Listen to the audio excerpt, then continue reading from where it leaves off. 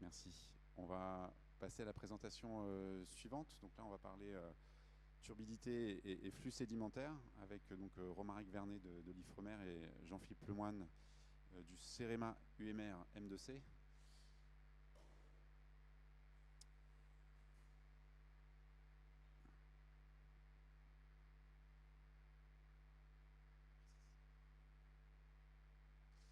Parfait, merci, bonjour à tous et à toutes. Donc voilà, le sujet a été introduit par Nicolas, donc merci. Pourquoi la turbidité et les flux sédimentaires? On en a déjà un petit peu parlé déjà en introduction ce matin avec les différents intervenants. Je vais juste vous refaire des illustrations un petit peu plus parlantes. Pourquoi on souhaite suivre ce paramètre? Tout simplement parce que, on l'a dit en introduction, il y a énormément de sédiments qui transitent dans l'estuaire, plusieurs centaines de milliers de tonnes, et juste pour vous l'illustrer, je trouvais sympa de reprendre une photo de début de Seine-Aval avec la thèse de André Glessour, où on voyait qu'effectivement sur nos vasières intertidales, on pouvait avoir des stockages temporaires de sédiments extrêmement importants. Et donc effectivement, on a besoin de suivre ces mouvements sédimentaires, de pouvoir les quantifier. Alors, on les quantifie aussi parce qu'au-delà d'avoir des stockages temporaires sur les vasières, il y a aussi des stockages qui vont se faire, ou en tout cas des dépôts et des érosions qui vont se faire à l'échelle de l'embouchure, à l'échelle de l'estuaire. Ce que vous avez à gauche, c'est deux relevés hydrographiques de la bathymétrie de l'embouchure, et puis tout en bas le différentiel. Si la carte était blanche, il n'y aurait pas d'évolution. Donc le sédiment ne bougerait pas en net.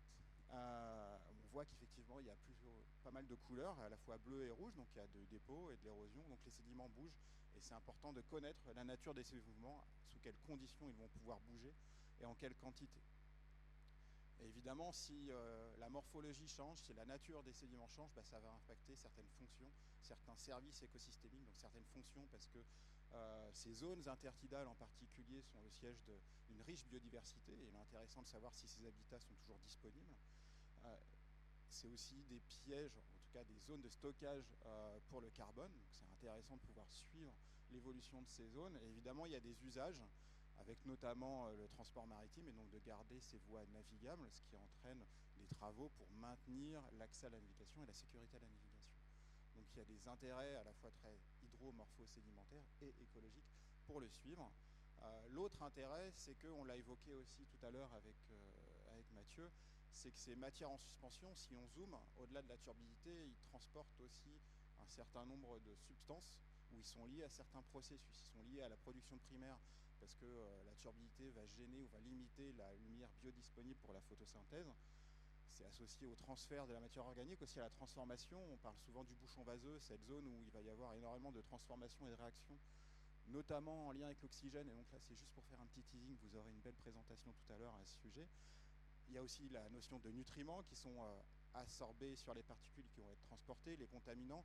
J'ai rajouté les microplastiques, point d'interrogation, parce que ces particules qui sont extrêmement petites, qui vont faire quelques dizaines de microns, de l'ordre de grandeur des tailles des particules sédimentaires qu'on trouve aussi dans l'estuaire, potentiellement peuvent interagir et donc impacter leur devenir dans l'estuaire et la façon dont ils sont advectés.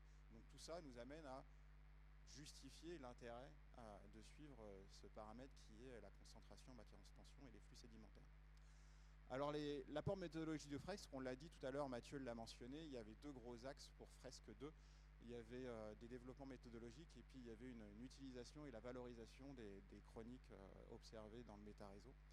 Donc le premier rapport méthodologique, c'était un travail autour de la mesure de turbidité et de la concentration en matière en suspension. On a pu, grâce à Fresque, rassembler les acteurs qui opèrent la mesure de la turbidité et de la concentration en matière en suspension. On a pu réaliser des ateliers d'intercomparaison, mettre en commun nos pratiques, nos protocoles, à la fois en laboratoire et sur le terrain, ce qui nous amène, en tout cas ce qui m'amène moi personnellement à me dire que c'est quand même plus simple de travailler sur la concentration en matière en suspension que la turbidité. On pourra en revenir si ça fait débat. Et puis un gros travail sur la qualification de la donnée, Mathieu en a parlé tout à l'heure, et effectivement c'est important de savoir comment on qualifie la donnée pour avoir une donnée qui soit fiable et qui soit utilisable et partage de connaissances. Le deuxième apport méthodologique sur la notion de flux sédimentaire a concerné l'objet qu'on observe. Les réseaux qu'on observe actuellement, qu'on utilise actuellement, sont basés sur des mesures de turbidité optique. Et en fait, ça suit principalement les sédiments fins. Or, dans l'estuaire, et je dirais même plus largement dans l'axe Seine, on n'a pas que des sédiments fins. Vous avez juste là une illustration de la nature des sédiments à l'embouchure de l'estuaire. Quand c'est jaune, c'est du sable. Quand c'est gris et un gris jaune, c'est vaseux à sableau vaseux. Et donc effectivement, ces sédiments bougent aussi. Et en fait, on a un besoin fort de pouvoir connaître à la fois les mouvements des sédiments fins, mais aussi du sable. Et aujourd'hui, cette notion de transport de sable, ou en tout cas ce qui initie le transport de sable, on ne l'avait pas vraiment. Donc on a développé une action méthodologique dans le cadre de Fresque. L'objectif étant de se dire, plutôt que de se baser sur un type de capteur, on a misé sur une complémentarité de capteurs. Je ne vais pas rentrer beaucoup dans les détails. On a gardé nos capteurs optiques qui sont directement mis en place sur nos stations de l'ensemble du réseau, de l'amont à l'aval, et on a associé ça avec des capteurs acoustiques. La raison pour laquelle on utilise ce couplage de capteurs, c'est que les capteurs optiques voient très bien les sédiments fins, les capteurs optiques voient très bien les sédiments plutôt sableux. Et donc quand on les combine, effectivement, on voulait miser sur leur complémentarité pour suivre à la fois la vase et le sable. Et donc on a fait des petites expérimentations en laboratoire, juste pour vous montrer que ça fonctionne. Vous avez en couleur en fait différentes fractions de sédiments. Quand c'est bleu, c'est que du sable, que de la vase, pardon, et quand c'est jaune, c'est que du sable. Donc si on se fixe sur un mélange donné, donc que des sédiments fins, le bleu, ce que vous voyez, donc le graphe montre la mesure optique versus la mesure acoustique. Et on voit qu'effectivement, tant qu'on ne change pas la nature des sédiments, on suit bien une belle droite oblique. Et plus on va augmenter la teneur en sable, plus cette droite oblique reste valable, mais elle se décale vers la droite. Et donc on est comme ça capable d'avoir un algorithme empirique qui nous permet, en couplant optique et acoustique, de savoir si le sédiment il est plus ou moins sableux, plus ou moins vaseux. Alors je ne vous demande pas de regarder tout le graphe, c'était juste pour vous montrer que ça marche. Ce que vous avez en abscisse en ordonnée, c'est une référence versus ce que nous donne l'algorithme empirique. Quand ça marche bien, on est pile sur la diagonale et vous voyez que la plupart de nos mesures sont bien sur la diagonale. Donc on a fait varier différentes natures de sédiments. À chaque fois, on arrive à recalculer les concentrations à la fois de sable et de vase. Donc c'était plutôt une approche méthodologique qui était convaincante. Et ça, c'est des choses qu'on déploie maintenant sur le réseau Frex en quelques stations, notamment à l'embouchure, là où on a énormément de sable et de vase qui vont pouvoir bouger au gré des forçages, au gré des marées et des tempêtes. On va maintenant passer au deuxième volet de Fresque 2, qui était l'évaluation des flux sédimentaires à travers deux présentations. Une présentation, je vais laisser Jean-Philippe la faire, sur les flux à pause, et puis je reprendrai la main sur les flux à l'embouchure. Merci Romaric. Donc je vais vous présenter le petit projet Repose que l'on mène depuis janvier 2024 et qui va courir jusqu'à octobre 2025. L'idée, c'est, comme vous l'a présenté Mathieu, c'est d'accompagner le développement de la station à pause, station qui est attendue depuis le début du projet, station à l'entrée de l'estuaire et à la sortie du compartiment fluvial.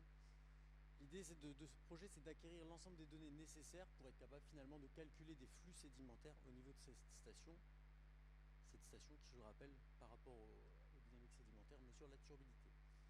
Avec en particulier une idée forte, c'est d'actualiser les flux sédimentaires, les connaissances des flux sédimentaires, parce que celles-ci, elles datent de données qui sont très anciennes, qui ont été publiées en 85 et 99, et les dernières données qui ont été acquises sur ce site ont quasiment 25 ans, enfin ont plus de 25 ans. C'est une chronique qui a été faite par la police de l'eau entre 96 et 99. Dans le cadre de ce projet, on a 3 types d'actions. Un suivi mensuel, on va sur site tous les mois prélever de l'eau. On fait des campagnes saisonnières pour regarder la représentativité spatiale et temporelle de nos mesures. Et il y a un volet qui est prévu aussi sur un suivi haute fréquence en cas de crue particulière ou d'accident, comme celui qui a été évoqué en 2022 tout à l'heure. Voici ici la chronique qu'on a pu observer à pause. Donc en beige, ce sont les données de turbidité mesurées par la station Synapse entre guillemets du gypsum naval. En bleu, le débit de la Seine, et les points rouges représentent les prélèvements que l'on a pu faire. Les tirets représentent les campagnes que l'on a fait en bateau pour regarder ce que donnent les mesures de la station. Donc vous voyez que l'année 2024 sur laquelle on a pu mener le projet est une année très particulière, avec des débits d'étiage très élevés, donc quasiment pas d'étiage en 2024, et donc une réponse des flux sédimentaires assez particulière, je vais y revenir. Premier volet, donc les campagnes saisonnières qui visent à déterminer la représentativité des stations. Donc dans ce cadre, on réalise des prélèvements en 15 points du transect de la Seine qui vous est représenté ici. J'ai représenté ici avec une étoile rouge la position de la station du GIP berge. Ce que l'on peut voir donc, sur ces 5 stations avec des prélèvements à la surface, mi-profondeur et au-dessus du fond, c'est que les concentrations en matière en suspension, même si j'ai un gradient dans mes figures ici, sont toutes très proches, allant de 22 à 24 mg par litre.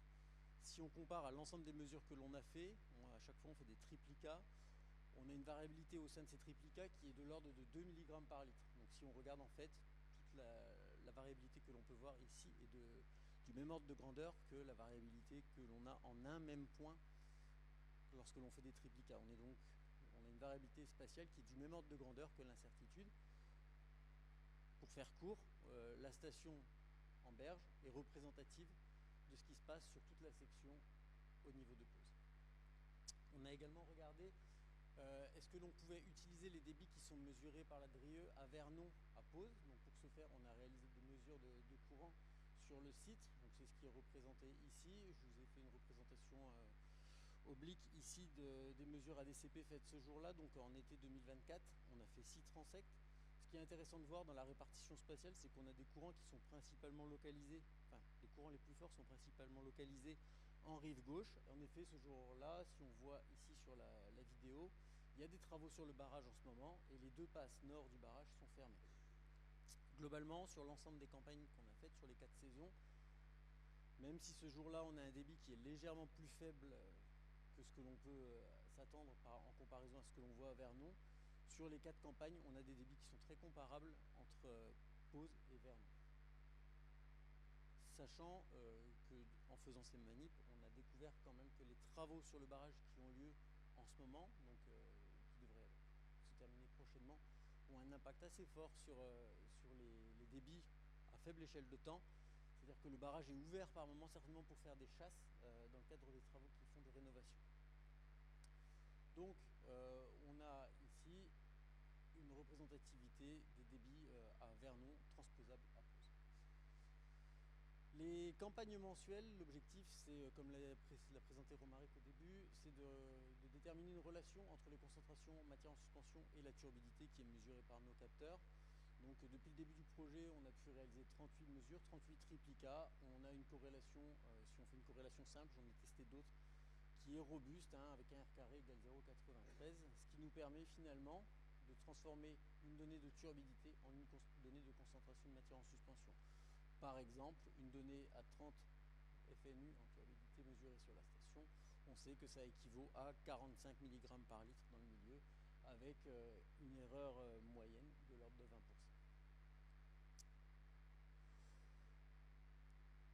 Pour déterminer un flux sédimentaire, on a besoin du débit et on multiplie par la concentration de matière en suspension. On a un volume qui passe, on connaît la quantité de sédiments au sein de ce volume, on peut donc calculer un flux sédimentaire. C'est ce que je vous ai représenté ici, j'ai rappelé les chroniques. Ce qui est représenté en marron, ce sont les débits journaliers en tonnes par jour. Et la courbe noire représente le débit solide cumulé depuis le début du projet, depuis la mise en place de la station à Pause par le G. On voit naturellement une corrélation très forte, quadratique, avec les évolutions des débits. En effet, lorsque les débits augmentent, les concentrations de matière en suspension augmentent, donc on a une relation en type carré. Ce qu'il est intéressant de voir, c'est qu'on a jusqu'à 10 000 tonnes par jour qui sont transportées de matière sèche. C'est colossal, ça représente quasiment 333 tonnes par jour qui peuvent passer. Sur l'année 2024, si on regarde donc de janvier 2024 à janvier 2025, on a 800 000 tonnes de sédiments qui ont transité. Ces flux que l'on a calculés ici uniquement à partir des données, il faut savoir qu'ils sont comparables en termes d'ordre de grandeur avec ce que la bibliographie nous donne et les mesures qui étaient réalisées dans les années 95 à 99 en termes de relation au débit. Maintenant, un point intéressant, on sait qu'on a quasiment 800 000 tonnes de sédiments qui passent. Romaric l'a dit, le sédiment ce n'est pas que du sédiment, donc on cherche un petit peu à savoir ce qu'il y a dedans. Ce qu'il y a dedans en termes de qualité du sédiment, quelle taille de grain, composition en termes de matière organique, de contaminants organiques, métalliques, d'éléments traces. Donc pour ce faire, on a installé avec les collègues du laboratoire M2C des pièges à sédiments sur le site. Ces pièges à sédiments, ils sont relevés tous les mois et ça nous permet du coup d'avoir une information sur la qualité du sédiment. On sait par exemple qu'on a une relative stabilité de la teneur en matière organique de l'ordre de 4%. Je n'ai pas voulu vous mettre des chiffres précis, mais l'on peut dire que le flux de HAP à l'échelle annuelle s'estime en tonnes par an et que le flux de PCB est en kilos par an. Il y a plus de chiffres qui vont sortir, c'est un travail qui est en cours encore, le projet n'est pas fini. On a fait également dans le cadre de cette action une relation entre la granulométrie des sédiments que l'on observe ici et ceux que l'on observe en estuaire, comme Romaric va pouvoir le préciser. Nous, on a très peu de sable en fait à l'amont. On a fait des tests en crue lorsque les débits sont très importants. On n'a pas de flux de sable, il n'y a pas de charriage au fond de la scène de sable. On a vérifié que le piégeage des sédiments était représentatif. Est-ce que ce que l'on piège à l'intérieur du piège, c'est vraiment ce qui transite en scène? Voilà. Je ne vais pas non plus rentrer dans les détails. Et je sais qu'il y a des collègues de l'OSR qui sont là. On a déployé votre piège à sédiments. On se pose pas mal de questions sur son comportement, en tout cas en scène, avec la nature de nos sédiments. Voilà, et pour finir, une petite diaporama pour présenter l'action que l'on mène avec le SIAP. Le SIAP utilise des capteurs de turbidité de marque S-Scan qui ne sont pas communs aux autres stations du réseau et on cherche à homogénéiser les méthodes de traitement et être capable de comparer les mesures de turbidité qui sont faites par ces capteurs S-Scan avec les capteurs YSI qui sont déployés de pause jusqu'à la mer et ensuite sur les 2 stations en baie. Durant l'hiver 2024, on a déployé donc une sonde YSI sur le site d'Andrézy du SIAP et on a pu comparer avec les données de turbidité du SIAP. Dans l'état, ça nous pose beaucoup de questions. Il y a des périodes où les sondes YSI voient plus de turbidité que les sondes S-Scan. Et à l'inverse, il y a des périodes où la S-Scan voit plus de turbidité. Les 2 sondes étaient aux mêmes endroits. Donc pour répondre à ces questions, on va refaire des tests in situ. On va faire ceci à pause, normalement dans l'été. Et on va également faire des manips en laboratoire, en environnement contrôlé, où l'on contrôle la qualité du sédiment, ses concentrations. Et on va mettre les 2 sondes pour avoir une corrélation entre les deux et finalement être capable de transformer les NTU des S-Scan en concentration de matière en suspension, comme j'ai pu vous le présenter avec les YSI. Il y a des perspectives, des choses dont on peut discuter pour la suite, mais je vais laisser la parole à Romain. Merci Jean-Philippe. Donc on va aller à l'opposé du système, on va aller côté embouchure pour s'intéresser aux flux qu'on peut mesurer dans l'embouchure de l'estuaire. Alors je pose tout de suite le cadre, comparativement à ce qui a pu être fait à l'amont, la station Seine n'est pas représentative de la totalité de l'embouchure évidemment, donc les mesures qu'on a, elles sont vraies localement, mais on ne peut pas aujourd'hui les transposer de la même façon que Jean-Philippe a pu le faire pour l'estuaire, mais malgré tout, ça n'enlève en rien à l'intérêt d'avoir cette station à l'embouchure. L'autre complexité qu'on va avoir à l'embouchure, c'est que on est dans la zone de stratification de l'estuaire. Vous voyez, alors je ne sais pas si vous arrivez bien à voir la petite image, mais il y a un petit contraste de couleur sur l'image B avec une image plutôt à droite, plutôt turbide, et à gauche des eaux un peu plus claires. Simplement le panache de surface de la Seine qui est plus turbide, qui va rencontrer les eaux de la baie qui sont plus claires. Et non seulement il y a un panache de turbidité, mais il y a aussi un panache de salinité. Et donc on a une belle stratification verticale avec donc des choses qui ne sont absolument pas homogènes sur l'ensemble de la colonne d'eau. Et donc ça, c'est des choses qui complexifient un petit peu la façon dont on va pouvoir mesurer les flux sédimentaires. Je ne vais pas du tout rentrer sur le côté méthodologique, mais on pourra en discuter si vous êtes intéressé. Donc la station est donc située plutôt au nord de l'embouchure, au nord du chenal de navigation et pas très loin du banc de la Carence. La station Seine, juste pour vous rappeler ce que c'est, on a une bouée en surface qui va mesurer plusieurs paramètres, dont la turbidité et la salinité. Et puis au fond, on a une station qui a un courantomètre qui mesure les courants, les vagues, la turbidité avec un capteur optique, et puis en fait le courantomètre nous permet de pouvoir recalculer les concentrations en matière en suspension sur l'ensemble de la colonne d'eau. Et comme le disait tout à l'heure Jean-Philippe, quand on veut calculer un flux, on va combiner la concentration en matière en suspension sur la colonne d'eau avec la valeur de courant mesurée par la DCP, ce qui nous permet d'obtenir un flux. Alors plutôt des sédiments fins, là pour le coup je laisserai le côté sable pour plus tard, ça sera peut-être une application fresque 3. En termes de flux, ce qu'on est capable d'observer, je vous montre juste 2 cycles de marée. Là, on n'a pas du tout de tempête, on est plutôt en conditions calmes. On part d'une Morteau à gauche jusqu'à une Vivo à droite. Donc là, vous avez les conditions hydrologiques en haut, et en bas, c'est les flux. Alors les flux, c'est un peu complexe. En bleu, vous avez les flux qui sont au fond. En rouge, les flux qui sont en surface. Quand c'est positif, ça rentre vers l'estuaire. Quand c'est négatif, ça va vers la baie. Et ce qui va m'intéresser, pour simplifier un petit peu, et puis la figure d'après, on va s'intéresser juste aux diamants jaunes, qui sont en fait les flux intégrés sur l'ensemble de la colonne, ce qui nous donne l'information sur l'ensemble des sédiments qui transitent en ce point de l'estuaire. Et là, ce qu'on voit, c'est que quand le marnage augmente, on est positif. Les sédiments ont tendance à rentrer vers l'estuaire. Donc en conditions calmes. En conditions de tempête, l'histoire est un peu différente. Ici, ce qu'on a eu, c'est une tempête,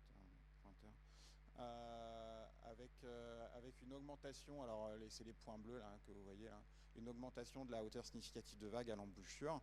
Donc une tempête qui passe, et associée à cette tempête, on va plutôt avoir les flux intégrés, les diamants jaunes, qui sont très négatifs. Et donc là, on va avoir un export de sédiments, donc un transit des sédiments qui va plutôt aller de l'embouchure vers la baie de Seine. Donc ici, on illustre bien, grâce à cette haute fréquence et à cette station, qu'à l'échelle des événements hydrométéorologiques, les conditions de transfert de sédiments entre l'estuaire et la baie sont différentes. Et donc c'est ça qui nous intéresse, de savoir finalement, à l'échelle d'un événement, mais aussi à l'échelle annuelle, à l'échelle interannuelle, comment on peut quantifier ces flux sédimentaires.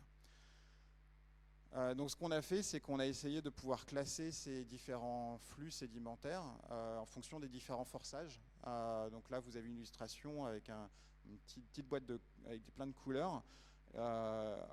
À chaque fois, on a le marnage à l'horizontale, en abscisse, et puis en ordonnée, on a l'influence des vagues. Et ça, c'est pour une gamme de débit, donc plutôt un débit d'étiage entre 0 et 300 mètres cubes par seconde. Quand c'est rouge, le flux rentre vers l'estuaire. Quand c'est bleu, ça sort. On retrouve bien que quand les vagues sont importantes, on va avoir des flux plutôt bleus, donc plutôt des exports. Ici, ce qu'on voit, c'est quand aussi le marnage est plutôt faible, on a tendance à ramener du sédiment dans l'estuaire. Et quand on est en très grande vivo, on va avoir tendance à en exporter un petit peu. Et ce qui nous intéresse, c'est de voir ce qui se passe quand le débit augmente, donc quand on cumule un troisième forçage. Et je vous ai juste illustré ça avec un carré qui est commun, avec des conditions qu'on a pu enregistrer communes à l'ensemble des gammes de débit. Et en fait, ce que vous arrivez peut-être à voir, c'est qu'on passe d'une couleur assez claire, donc des débits relativement faibles, à des couleurs de plus en plus chaudes et de plus en plus intenses. Tout simplement, ça illustre quand le débit augmente, on va avoir des flux sédimentaires qui rentrent vers l'estuaire, et donc un import de sédiments à cette station vers l'estuaire.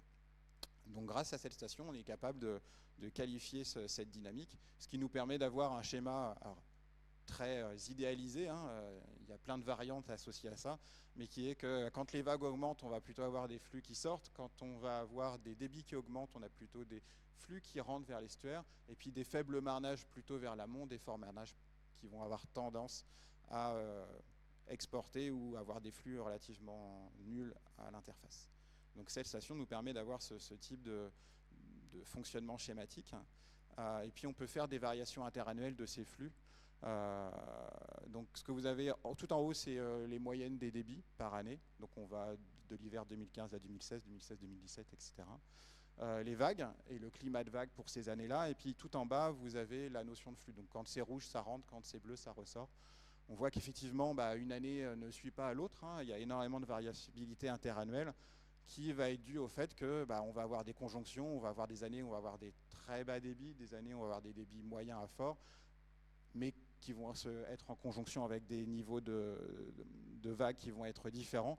Donc typiquement, l'année qui exporte le plus, on va avoir très peu de débit, enfin débit relativement faible, et on a vu que ce qui faisait rentrer du sédiment dans l'estuaire, c'était quand le débit augmentait. Donc effectivement, on perd cet apport. C'est pour ça qu'on va avoir tendance à l'exporter, alors que les vagues n'étaient pas forcément ultra importantes. À l'inverse, on va pouvoir accumuler du sédiment quand on va avoir des débits extrêmement forts, malgré la présence de vagues. Donc c'est toujours une compétition entre les différents forçages. Grâce à cette station, on est capable de faire des évaluations de ces flux, encore une fois, simplement à cette station. Donc les points forts et les perspectives associées à cette thématique flux sédimentaire, c'est que Fresk a pu constituer un réseau structuré avec des partenariats forts, des partenariats forts et complémentaires, à la fois techniques et scientifiques, qui doit être accompagné sur la durée. Je renforce ce qu'a dit Mathieu tout à l'heure. L'objectif, c'est de pouvoir avoir des chroniques assez longues pour pouvoir suivre les tendances et répondre aux enjeux, on l'a dit ce matin avec les différents intervenants. C'est aussi un tremplin pour faire de l'innovation. Grâce à Fresk, on a pu développer de nouvelles méthodes pour pouvoir aller plus loin et informer plus finement finalement ce qu'était le transfert sédimentaire, comment on qualifie mieux, qu'on diminue l'incertitude de nos flux. Donc ils sont importants et ça nous permet derrière d'alerter s'il y a des modifications. On le voyait avec en quoi finalement des événements extrêmes, des variabilités interannuelles différentes conduisent à des flux sédimentaires qui vont être différents et donc des impacts potentiels sur la morphologie, sur les habitats. Et donc c'est une complémentarité qui est essentielle parce que ça permet, et Mathieu l'a évoqué aussi en fin de présentation, ça permet de s'associer avec d'autres outils d'observation. Les réseaux d'observation sont ponctuels, ça mesure à haute fréquence mais à un endroit donné. Le satellite est intéressant parce qu'il mesure de façon synoptique à l'échelle d'un site, mais ponctuellement à basse fréquence et uniquement en surface, donc ça complète parfaitement. Et la modélisation permet d'extrapoler certaines observations et de les spatialiser en dialoguant entre mesure in situ et modélisation. Donc c'est les points forts que je voulais noter ici. Et la présentation est terminée. Donc si vous avez des questions pour Jean-Philippe et moi, je vous remercie.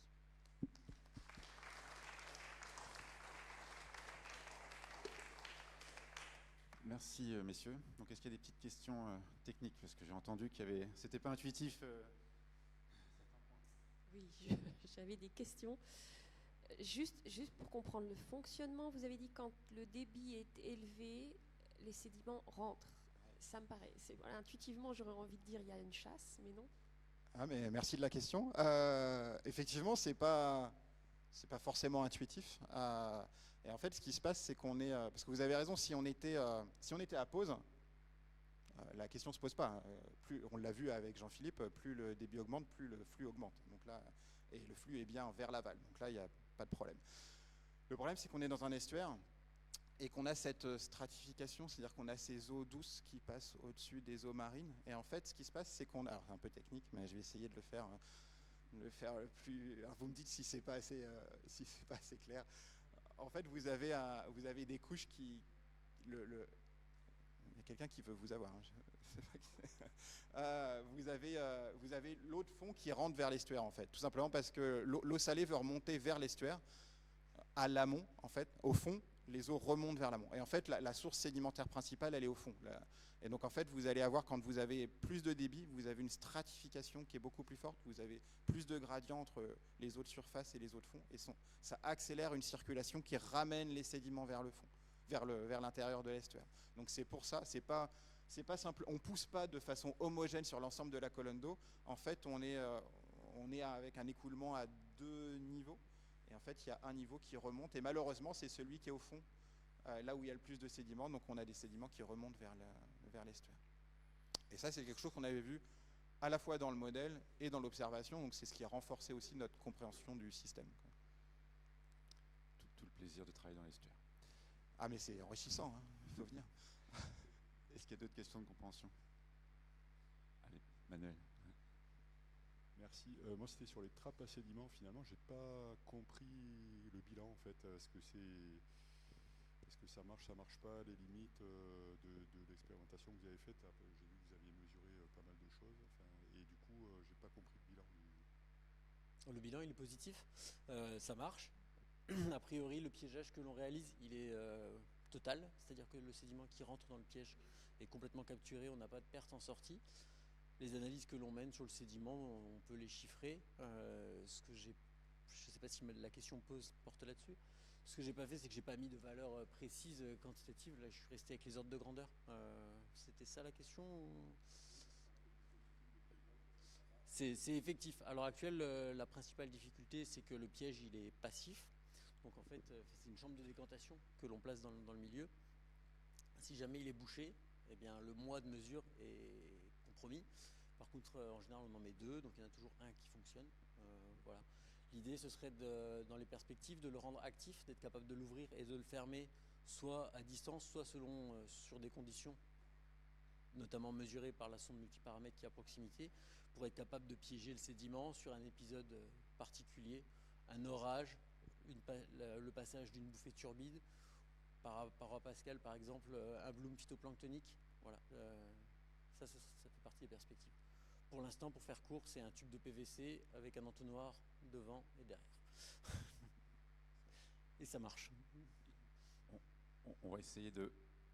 Ah, une petite dernière pour Josette. Allez, vas-y. Ouais, parfait. Vous avez mentionné 4% de matière organique dans le sédiment. Voilà. Et je voulais savoir si vous faites en parallèle le carbone, la matière organique sur les filtres que vous recueillez par ailleurs, et si vous pouvez les comparer et si vous les avez comparés déjà.